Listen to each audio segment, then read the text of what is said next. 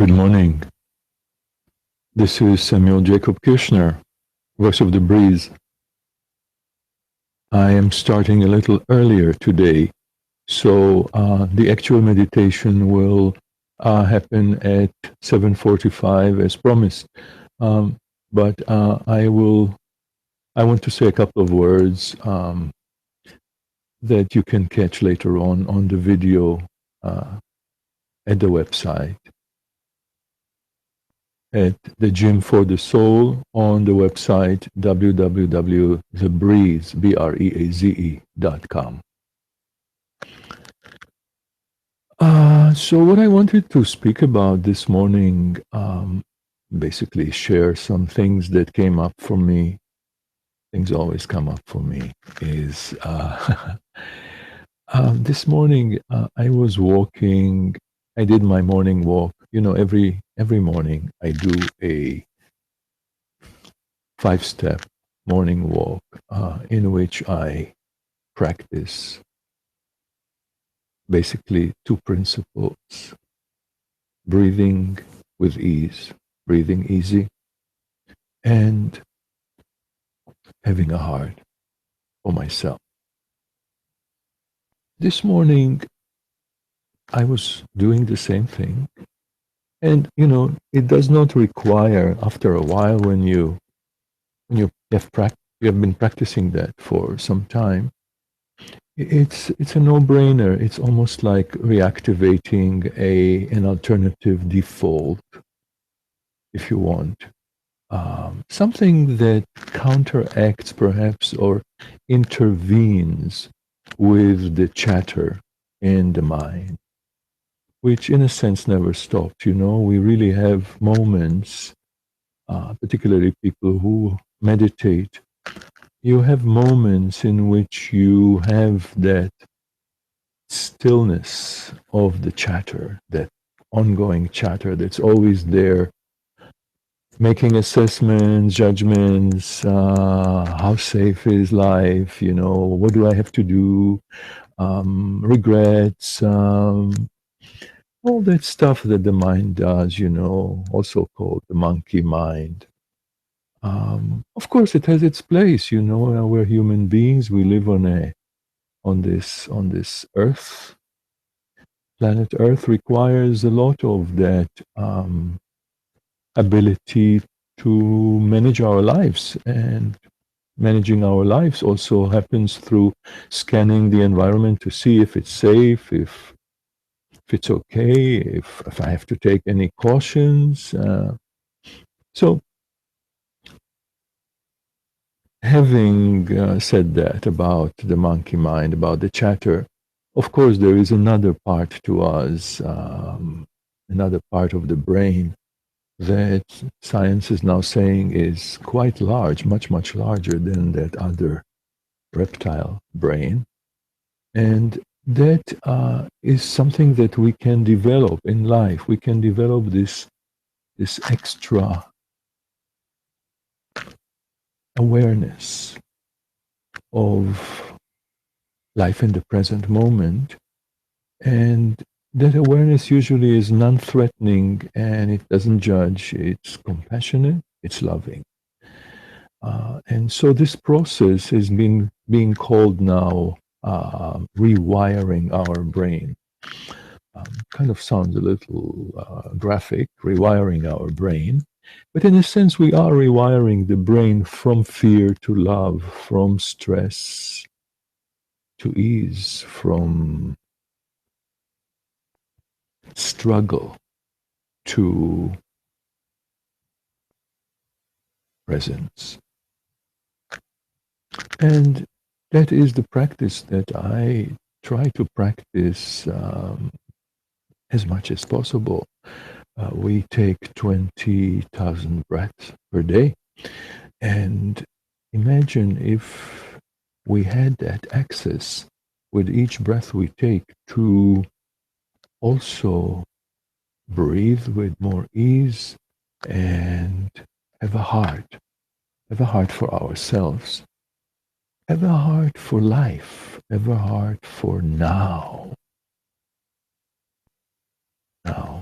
I'm getting a little Eckhart Tolle. So now, now in this moment, really, if you even if you think about it, this is a new moment. This is a new second. This is a new breath. Why not have a heart? Why not have compassion? Why not bring forth this extra quality of being human, of saying yes to life, of accepting, even if it's not so comfortable, to just come from that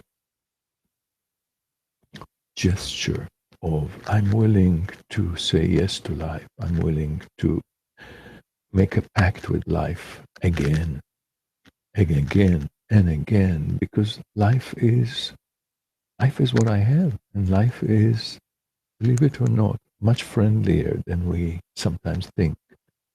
But that kind of thing you discover more when you really when you are in a more active relationship with life, and when you watch the chatter, which is actually cautioning us and preparing us from um, things that can go wrong, anticipation anxiety, things that can go wrong with life. Why not have that attitude of, I am willing to bring forth right now compassion, open my heart, and optimism to life. And something about doing that, I would like to say from a long experience, has a transformative quality about it. It adds another dimension that's not there in our chatter, in the mind, in the reptile brain. And it makes all the difference in the world to treat the same life that you're having, to treat it with that kind of reverence, gratitude, celebration, sacredness. So this morning I had a particular, nice little occasion to remember. I was walking to the park that I try to walk to in the morning, Madison Square Park. Beautiful morning, really beautiful morning. And on the way, I just caught myself. I was aware of worrying, worrying about this broadcast that I do now every Friday morning. I have not received an email that's supposed to give me the instructions of how to do it, and I didn't trust that I can do it without that email. And so um, I started to worry if I would be able to actually make it happen. And I don't even have any idea right now that I am actually live and that this is going to work, because I did it by myself. And I don't trust myself so much with technical issues. So we shall see. But what I did was to breathe more more easy, and to have a heart for this predicament of not knowing what to do and worrying and being anxious. And rather than continue on automatic pilot with that, I actually noticed that something shifted. It was in the back of my mind, this apprehension whether I'll be able to make this happen. And also something of the quality of, it's not the end of the world, you know. There's no civil war right now here in New York. And as a proof, I saw two wonderful pictures of, one was of a man and his, I don't know if it's his wife or his girlfriend or his friend. Uh, the man was walking and he had the longest dread as in hair. It's all the way down to the floor. I wish I could show you a picture, but it's on my Facebook wall. Um, So he was walking with her. They were doing their morning practice, I guess, walking in a circle. I was so amazed by this chunk of hair that went all the way down to the floor. Me with my bald head. Of course, I went into like, what would it be like to carry this hair? And there was so much dignity about it, the way he was walking. And of course, my critical mind came up and immediately made it like, oh, how does he sleep at night with all that hair? Well, I don't have hardly such hair, and I don't sleep so well at night. So what do I know? What do I know? And then the second thing that happened that was also a reminder of tolerance for life, love for life, love of life, was the squirrels and all the birds that came to share my bran muffin with me. And I particularly love the squirrels, how they just gravitate towards human food. You know, I mean, everybody's kind of a little hungry nowadays in the ecosystem, and they come so close. I mean, if I put some crumbs on my hand, they come and they really like eat right from my hand. And I don't know, I mean, you know, people say that squirrels carry rabies and people tend to be a little scared of them. I don't know if I'm being a Pollyanna about it, but I'm not feeling scared about them. So it's now 7:45, and if you just joined, I want to welcome you to our community Breathe hangout, Friday morning hangout, which includes a couple of words and some meditation of the breeze, which is also moving, and of course a lot of attention on the breath. So, don't know if you were there last week, but last week I was at Kripalu. Anyway, I did a presentation there, an evening presentation, as part of the teacher's training of my colleagues, Dr. Richard Brown and his wife, Dr. Patricia Gerbart. And in the Friday morning, I got to interview Dr. Brown. And that interview, that video got more hits than anything I've ever done here before. I've been doing this now for 3-4 months. And I viewed this video several times, and I thought that some of the things that Dr. Brown had to say, particularly about my question, I asked him, what is all this work that we're doing? You know, those of us who are doing this work, who have a spiritual practice and who do it daily. In my case, I do it daily, nightly, all the time, because it's really a matter of awareness. It's just a matter of basically remembering to breathe with more ease and have a heart for yourself, have a heart for now. So I asked him, since he and I have been doing some work with refugees. I went with him to South Sudan last year to assist him and also to present the Breeze to refugees there. And now we are going in October, we are going to go to Berlin and work with Syrian refugees there. And I asked, how can this breath work particularly, how can that impact refugees who are dealing with some very, very big survival issues? And his answer was really quite inspiring. And he really got to speak about how much in today's world we are so, in a way, out of balance between the inner and the outer life. And how much the breath is a unifier of the inner and the outer, more being anchored in the inner and being aware of the outer, but not the other way around, which I suspect for most people There is, not that I know most people, but I am assuming that for most people, the focus, especially nowadays, is more on the outer. The outer world occupies a lot of our attention.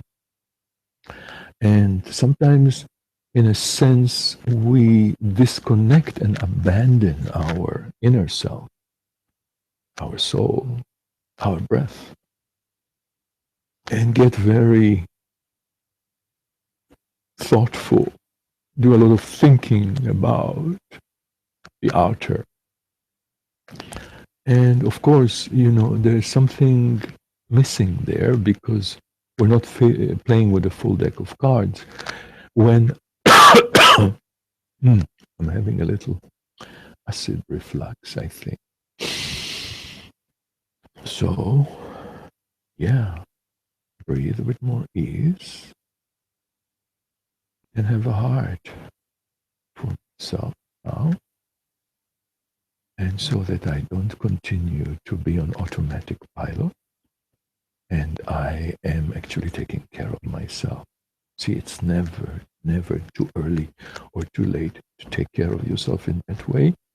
Because what good is it going to be for this broadcast if I'm going to be suffering quietly in isolation? This feeling of acid reflux, this discomfort in my chest, and try to get over it. So by breathing with more ease and paying attention to it, giving it attention, honoring myself, and having a heart for myself, having a heart for this condition, which the mind, of course, wants to judge as what did I do wrong that I have it and what's going to happen. So to go to the heart, the breath, and add that to the mix. And I can tell you, I'm feeling calmer right now. As I was just talking about that, about this practice, which is really at all times to take a moment. And a moment, is unlimited time, so it can be a split second. Just remember to breathe with more ease. Pay attention to your breath, open your heart, and have a heart. Have compassion for yourself, no matter what is happening. And I'm going to stress that again and again and again because I came to it exactly in that way, in which one of the worst things in my life, for me, it's depression. I found a place in myself of having a heart, having compassion for my depression. And if I could have compassion for my depression, which I wanted to have nothing to do with, I wanted it cut out of my life, eradicated. If I could have compassion for my depression, and then really my healing started from there on and is going on. You can have compassion. You can have a heart for anything that's happening in your life. But that's the predicament, is that anything that happens in our life, our experience, deserves and is worthy of our compassion. I know it's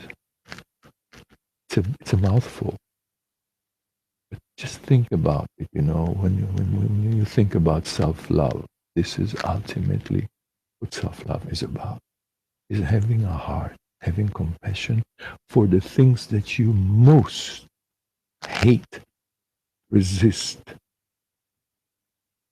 reject about yourself. That is true empowerment. So, I think that it's time to do a little practice now. And I'm going to play some music here in the background. And so I hope you can hear the chimes in the background. These chimes are programmed for 4 to 5 breaths per minute. So I don't want you to do it right, but I just want you to breathe in the nose, breathe out through the nose, breathe in through the nose, breathe out through the nose.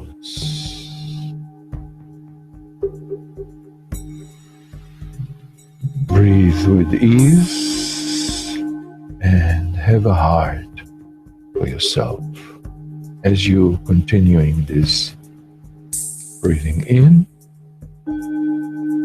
and breathing out.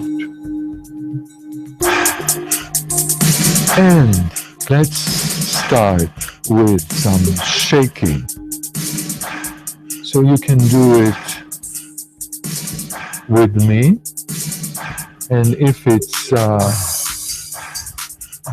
you're in a bus like Keith is, and you don't want to get too demonstrative, you can also do it inside, as long as you are just shaking and not from the muscles, from the breath.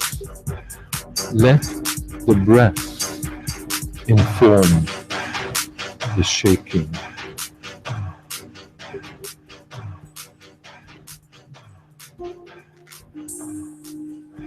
And prepare to move to the next step, the second step, flowing like a river and letting go.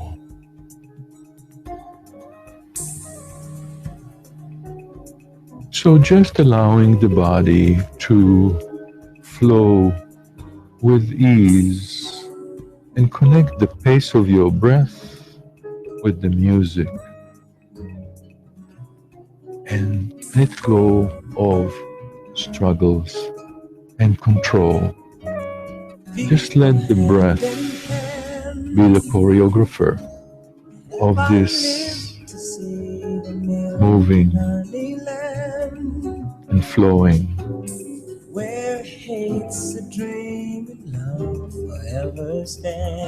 Here too, you can do it a little more internally if your circumstances don't allow really flowing. And we are now moving to the third step, which is standing like a tree or sitting with your knees bent if you stand. Have your spine straight but not rigid, and breathe with ease. Open your heart. Have a heart for how you feel right now, especially if there are challenges in your body, constrictions. Let the breath permeate these places in your body and relax. Let the breath relax any constriction that you feel in your body.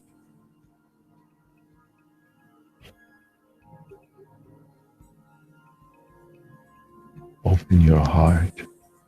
Breathe with ease. Have a heart for yourself. Have a heart for your struggles. Yes, maybe there are some struggles you have in your life right now that you can now take the time to have a heart for, to have compassion for. And our fourth step, which is walking like an elephant with grace. Right hand on your heart, left hand on your belly. Let the walk happen without you much intervening in it. This is mindful walking, walking from the breath and being grateful to your life now.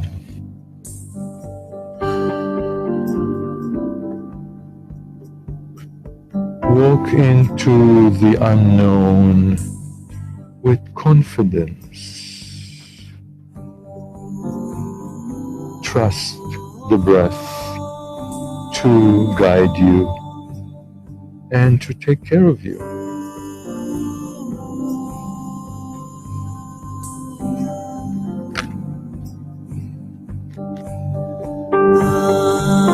You can do it also seated just by moving your legs, and also if you're in bed, confined, you can just move your legs.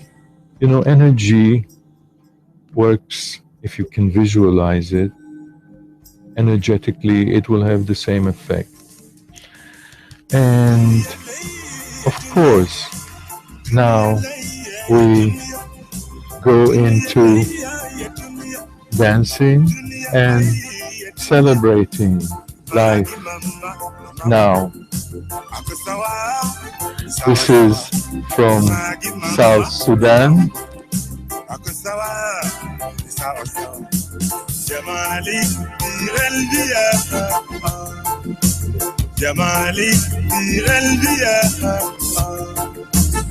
And in this, I want to take this opportunity and send my love and blessings and good thoughts to the people in South Sudan, particularly to friends and people we worked with last year who are experiencing now some very challenging time.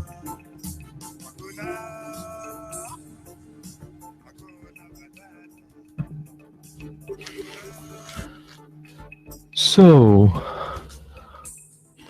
these were the 5 steps of the Breeze. And now let's take a moment to just be with ourselves, be one with the breath.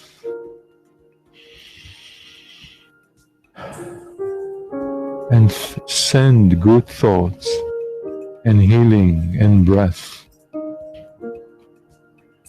to any place, people, or things that you are concerned about, or that you just want to share love and good energy with. Empty your heart and fill it with breath, with unconditionally loving, compassionate breath, and send it to whoever you feel needs it. And trust that in this connection with the breath, we make a difference. It makes a difference. We can send energy, good energy. Of course, we have to have it in ourselves first. And I believe you do now.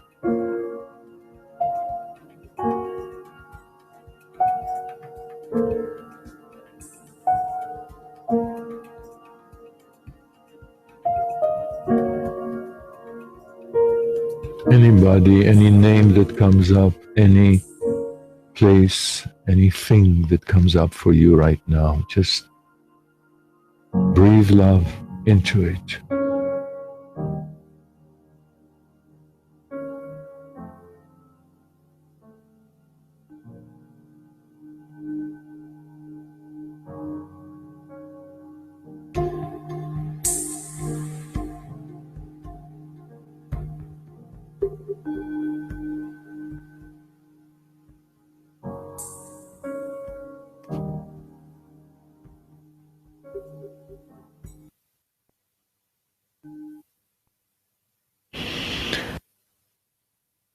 So just notice. I didn't ask, as I usually do in my classes, in my activities, for people to notice how they start and what happens even in 10 minutes of practice. Sometimes the difference is subtle, but it's nice for us to be able to compare a little bit as to give value, give meaning to this practice or whatever practice that you are doing. Um, I have learned through the practice of the breeze, particularly, which I developed really essentially for myself because I needed it so much. So I have learned that you can offer your struggles to a higher power. Anything you consider your higher power. I consider the breath my higher power. So offering my struggles to the breath through the 5 steps really works for me. And I see that it's working for other people as well.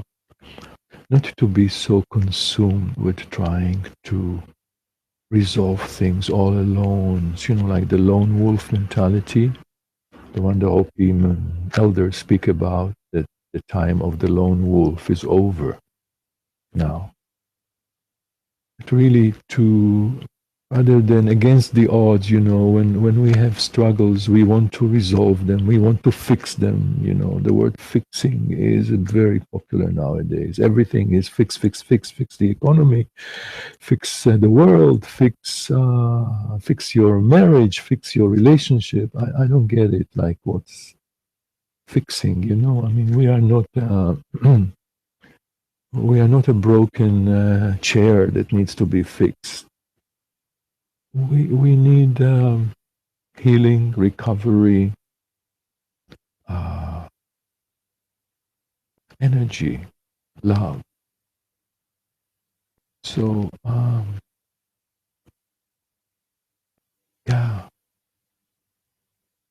bringing more of our spiritual, which in this case is the breath. The breath is the spirit. So bringing a spiritual connection to our life and not compartmentalized so much anymore. You learn when you do this kind of work that you can apply it to anything. In fact, I really am now going out of my way to try and see what are the things I reserve to spirit. What is it that I want to share with my spirit, the breath. Still, my reptile brain thinks that I can hide certain things, like get away with, well, not that. No, no, no, no, no, no. Not this attraction I'm having right now. Because God knows if I surrender it, if I turn it over to the breath, maybe I will be deprived of it. When reality keeps showing me that the things I crave the most and the things I judge the most and the things I long for the most, if I turn it over to the breath and collaborate and partner my life in that way with the breath, with a higher power, it's always better than what I anticipated. But we are creatures of habit, and it's not so easy to turn our very precious thoughts over to a higher power. It takes time. It takes time. In a sense, it is about trusting your soul, trusting your breath, trusting your spirit, to want to partner your life with, and not just to reserve it to some nice little compartments. But it takes time. It takes time, and we should give ourselves all the time in the world, because we don't know how much we have anyway. Okay, so I want to talk to you about a couple of things that, have to do with the real world, hopefully also with awareness and with breath and with compassion. So, I want to tell you a little bit about what we are offering right now and promote the work of the Breeze. We do workshops and 7-week training programs. I'm about to start one in a psychiatric facility in New York, both for the staff and the patients. And I do that also individually with individuals, both one-on-one meditation consultations and more intense work like 7-week training programs like a mentorship, and then a 12-week program called Artists of Living. But that's the second, that's after one has done the mentorship program. This Google Hangout, as it's called, happens every Friday morning from 7:45 to 8:15, and it's live, so you can both watch it, stream it live, and it's always on my website, thebreeze.com, at the Gym for the Soul. So if you go to the website and up on the navigations, there is a navigation called the Gym for the Soul. So if you click on it, you can then scroll down a little bit and view the video of the week, 24 hours a day. And it's also on YouTube. Please leave some feedback, some words, suggestions, requests. Speaking of which, if you want to write to me, my email is samuel@thebreeze.com. Again, Breeze is spelled Breaze. I'm starting a very exciting project called Voyage, Journey with the Breath, Voyage. Yeah, same thing. Journey with the Breath. It's a webinar that will start. It's a 5-week webinar that will start on the 25th of August. And if you're on our mailing list, you have received and will receive more information about it and alerts about it. And if you want to get more information about it, again, please write to me or go on the website, and there are links there. There's information about it. I also want to thank the person who has helped me really so with so much enthusiasm and generosity, Jeremy Johnson, to put this together. And he's also the editor of the Breeze community, of all the things that we write and put out. And what else? Yes, I have a lot of soundtracks, guided meditations of the nature of the kind that I did today.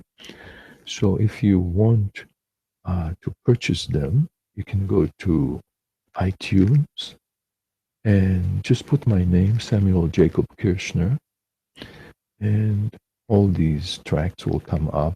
There's some CDs and just individual tracks. What else do I need to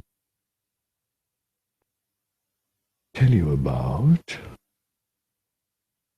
Let me breathe with ease and have a heart for my not knowing what to talk about anymore.